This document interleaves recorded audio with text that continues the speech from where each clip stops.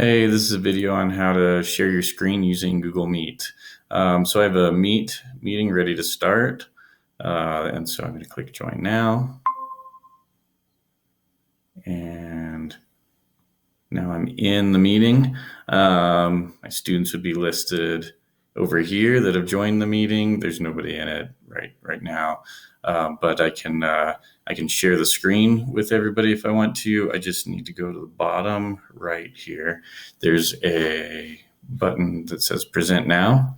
And then I just need to choose what I want to present. I might want to present the entire screen if I'm switching between programs. If I'm just staying in Google Chrome, then I'll want to just click on a window and then choose the Chrome browser that I want to share, and then click on share.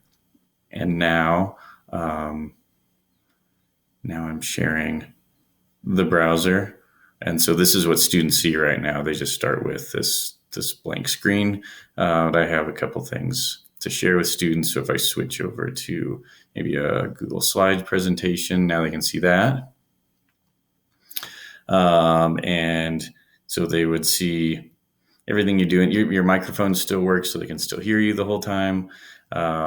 There's a pointer here that you can use as well, so you can highlight things in here. So you can use all the tools that you usually would in Google Slides. You can also share websites with students.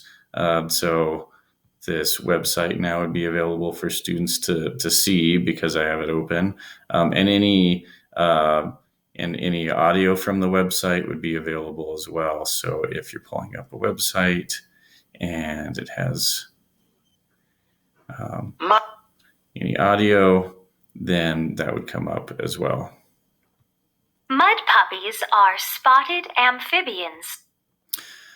So yeah, that's how you share your screen with students when you're ready to be done presenting. You can either click or go back to the Google Meet tab and click on Stop Presenting, or you can click on this button at the bottom right that says You're Presenting,